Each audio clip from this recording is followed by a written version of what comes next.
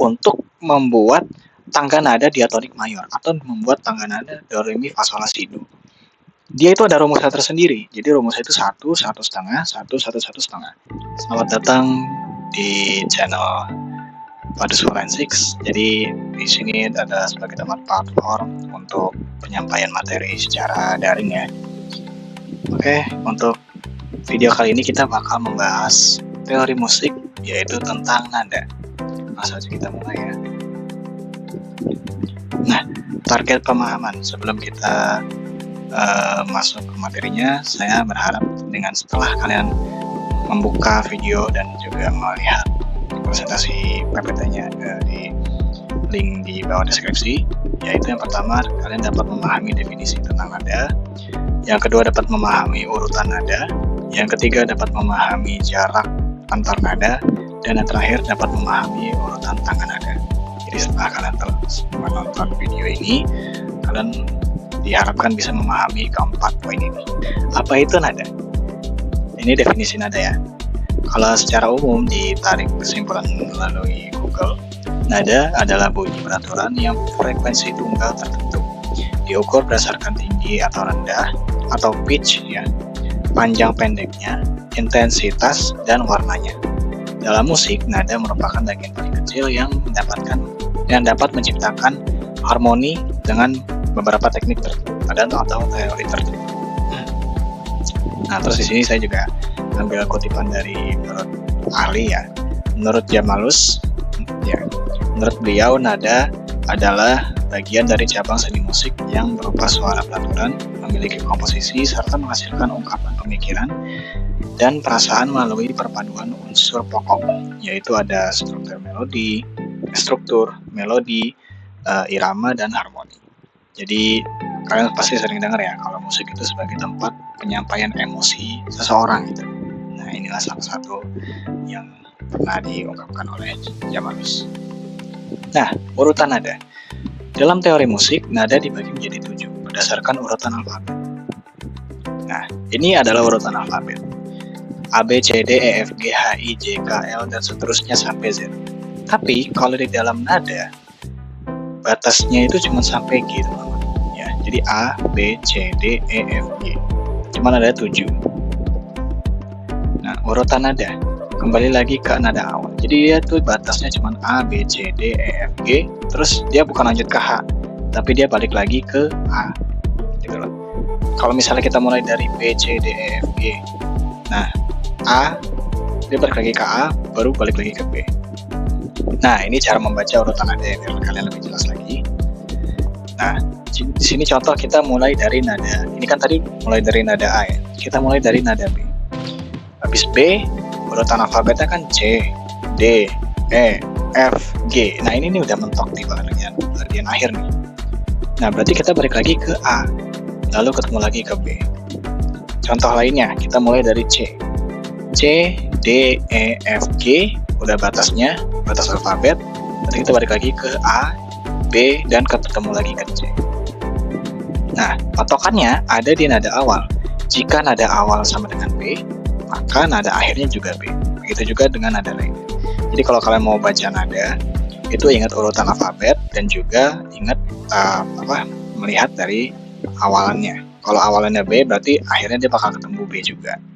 Kalau ketemu C, akhirnya bakal C juga. Dan batas alfabetnya adalah di bagian G ya, teman-teman. Semoga bisa dipahami.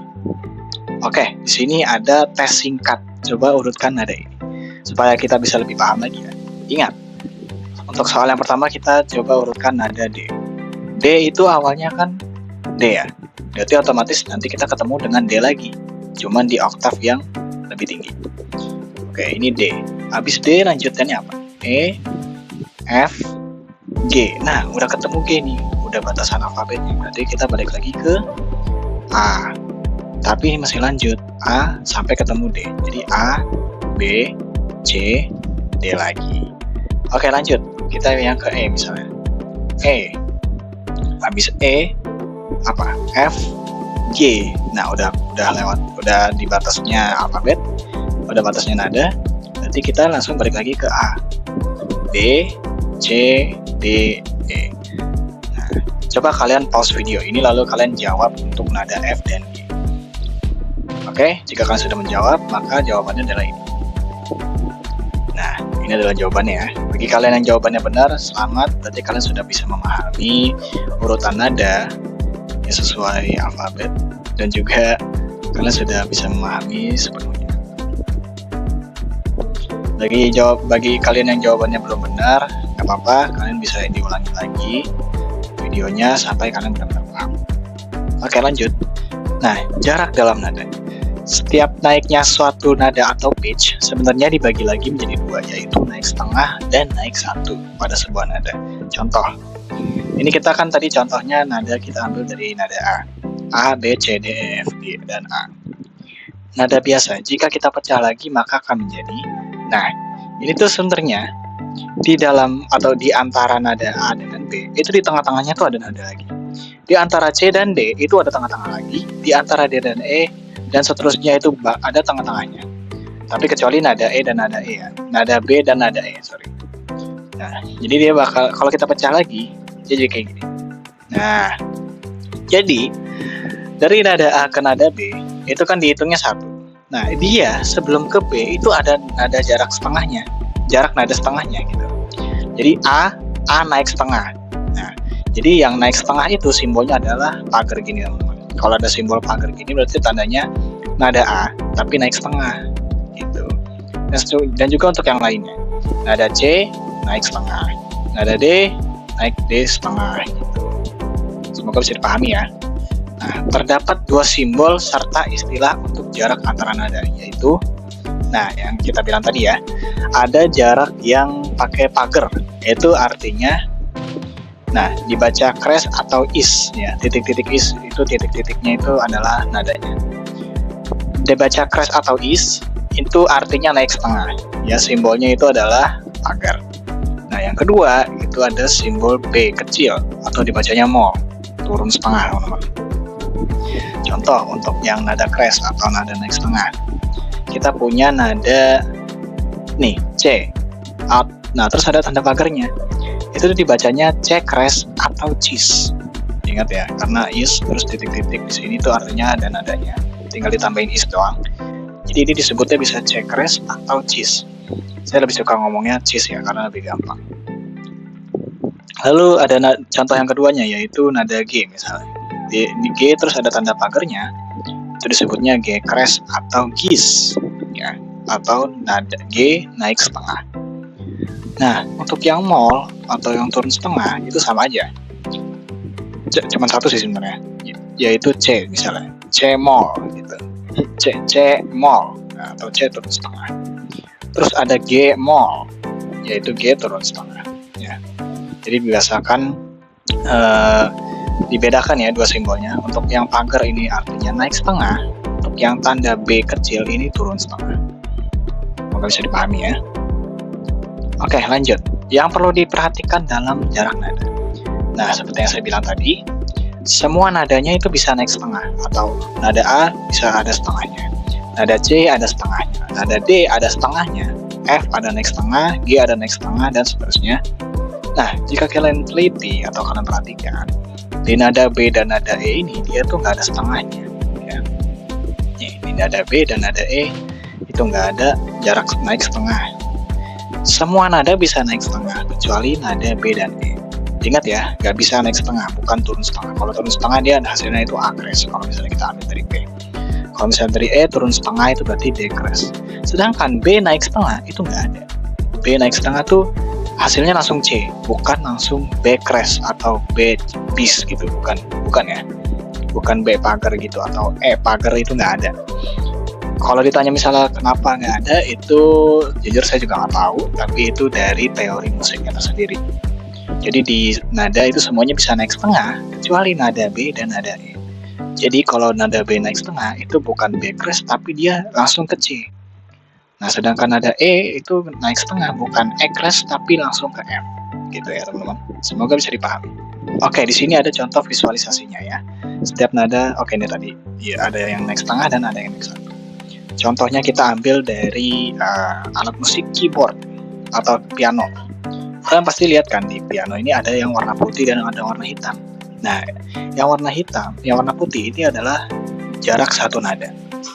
Ya. Sedangkan yang hitam ini adalah jarak setengahnya, gitu ya. Contoh, B langsung ke C. Dia itu nggak ada tengah-tengahnya, soalnya dia nggak ada crash. Ya, jadi dia dihitungnya naik setengah. C ke D itu dihitungnya naik satu. Kalau C ke C crash ini dihitungnya setengah kan. Nah, jadi ini nada setengahnya gitu. Jadi yang hitam-hitam ini ya itu adalah nada setengahnya, nada crash atau nada is atau nada naik setengah. Ya, C crash, D crash, is, terus gis, ais ya. Terus kalau yang bawahnya itu nadanya naik satu, kecuali nada B dan E ya, seperti saya bilang tadi. Nih, kalian lihat nih, B dia itu nggak ada tengah-tengah hitamnya. E juga nggak ada tengah-tengah hitamnya, berarti dia naik setengah dan langsung F. Ini B naik setengah langsung C. Gitu seterusnya ya teman-teman. Semoga bisa dipahami. Terus ini apa? Oh iya, ini jaraknya. Yang perlu diperhatikan dalam nada itu jaraknya. A ke B itu 1, C ke D itu 1, D ke E itu 1, F ke G itu 1, G ke A itu 1. Dihitungnya kenapa 1? Kalau dia ada crash-nya. Kalau ada crash-nya berarti dia 1 ya. Contoh kayak A crash B, berarti A ke B dia hitungannya 1. C crash D, berarti C ke D dia hitungannya 1. Sedangkan kalau B ke C itu dia nggak ada. B crash-nya nggak ada, B langsung ke C, berarti dia setengah. Ya, begitu juga selanjutnya ya, E ke F itu E-nya nggak ada E crash, berarti dia langsung setengah, bukan naik satu teman-teman. Ya, terus juga kalau misalnya ini kan udah tahu ya, kan soalnya ada pagar ini berarti artinya nadanya naik setengah. Jaraknya setengah, gitu ya. Atau misalnya kita ambil dari nada crash-nya, nada dari setengahnya. Misalnya kita ambil dari A crash, berarti kalau naik satu, dia itu bukan B, tapi C. Ya, jadi A crash itu ke C, karena dia tuh B nya nggak ada B crash ya sekali lagi. Ya. A crash ke C, C crash langsung ke D crash, D crash ke F. Ingat ya, E itu nggak ada E crash.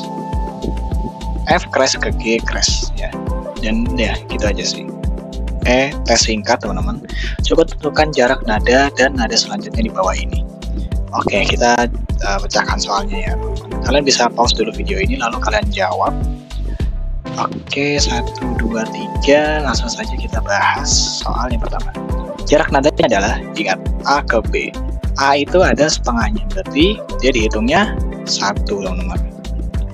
Oke, lalu nada selanjutnya adalah, ingat, E naik setengah, berarti dia nada selanjutnya adalah F, karena E itu nggak ada F crash ya. E itu nggak ada E crash. Nah, terus yang di bawahnya D naik setengah. Nah, D itu ada crash-nya, berarti setengah D crash ya. Nah, ini nih jarak nadanya adalah F ke G, G ke gis. Nah, F ke G, ingat F itu ada F crash-nya atau F naik setengah, berarti F ke G dia jaraknya 1. G ke G crash udah jelas ya, setengah. Nah, terus yang selanjutnya C crash ke D, jarak nadanya adalah ya di situ sudah jelas ada C crash, berarti kalau misalnya setelahnya itu D, berarti dia itu setengah. D ke E, D itu ada D crash-nya, berarti dia jaraknya 1. Oke, inilah jawabannya. Selamat jika kalian jawabnya benar semua, berarti kalian sudah memahami jarak nadanya. Kalau belum paham juga kalian bisa ulang video ini ya. Oke, tangga nada. Oke, kita masuk ke tangga nada sekarang ya. Tangga nada yang biasa kita dengar atau umumnya sudah kita ketahui adalah do, re, mi, fa, sol, la, si, do. Atau disebutnya nada diatonik mayor atau diatonic major scale. Ya, kalau di teori ini ya, bahasa Inggrisnya. Nah, jika diurutkan ke dalam nada, maka bentuknya akan seperti ini. Nah, ini urutan do, re, mi, fa, sol, la, si, do. Jadi kalau misalnya kita bunyikan misalnya di keyboard atau di piano ya, itu kita bakal menghasilkan suara do, re, mi, fa, sol, la, si, do. Ya, jadi gitu teman-teman. Dia menghasilkan suara do, re, mi, fa, sol, la, si, do atau suara yang sering kita dengar ya, atau tangga nada diatonik mayor. Nah, dia itu memiliki rumusnya, yaitu rumusnya 1, 1 setengah, 1, 1, 1 setengah untuk membuat tangga nada diatonik mayor atau membuat tangga nada do, re, mi, fa, sol, la, si, do. dia itu ada rumusnya tersendiri. Jadi rumusnya itu 1, 1,5, 1, 1, 1,5. Ya, kita ambil contoh dari nada A ya. A naik 1 berarti B. B naik 1 berarti cis ya, atau cekres. Cekres naik setengah berarti D. D naik 1 berarti E. E naik 1 jadi vis. Vis naik 1 berarti jadi gis. Gis naik setengah jadi ais ya, atau akres ya. G-kres naik setengah jadi A, sorry. Oke. Nah, ini tangga nada atau do re mi fa sol la si do atau tangga diatonik mayor ya. Sedangkan yang contoh sebelumnya ini tuh bukan tangga nada teman-teman. Ya, ini tuh cuman urutan nada aja. Jadi yang slide-slide sebelumnya itu cuman urutan tangga nada berdasarkan alfabet. Ya, bukan urutan tangga nada yang benar. Ini kalau dibunyikan di dalam piano atau keyboard itu bukan do re mi fa sol la si do. Mungkin kalian pasti sering dengar kan. Ini biasanya dipakai di dalam lagu-lagu gitu loh. Diatonik mayor. Ya, apalagi pada saat kalian memainkan melodinya. Contoh kita mainkan melodi lagu Tanah Airku. Nah, Tanah Airku itu mainnya dari do sama dengan C, atau bebas bisa aja sih. Do sama dengan C, do sama dengan D, dan lain-lain sebagainya. Nah, itu pasti kalian sering dengar kan. Lagu ini dimainkan dari do sama dengan apa? Do sama dengan B, do sama dengan C. Itu artinya apa? Do sama dengan nada, ya. Do sama dengan A misalnya bisa kita ambil. Do sama dengan A itu adalah berarti kita memainkan atau mengurutkan tangga nada diatonik mayor, yaitu mulai dari A. Karena dia kan do re mi fa sol la si do, berarti do. Awalan do-nya itu adalah patokan awalnya adalah A. Berarti sisanya tinggal mengikuti rumus yang di atas ini, gitu ya. Jadi contoh, jadi ini disebutnya adalah do sama dengan A. Do sama dengan A, mulainya dari A, berarti kita tinggal ngikutin rumusnya 1, 1,5, 1, 1, 1,5. Nah, berarti dia urutannya bakal jadi kayak gini. Dan kalau dibunyikan, hasilnya bakal do re mi fa sol la si do. Udah pasti ya. Ini berlaku buat semua nada. Oke, biar lebih jelas lagi ya teman-teman. Kita coba contohkan do sama dengan E. Ya, kita pindah tangga nada deh. Kalau tadi kan do sama dengan A. Do sama dengan E. Berarti nada awalnya adalah E. E, nah udah nih, kita tinggal ngikutin rumus aja nih yang ini nih. Rumus 1, 1,5, 1, 1, 1,5, atau rumus diatonik mayor. Tangga nada mayor. Nah, E naik 1 jadi vis.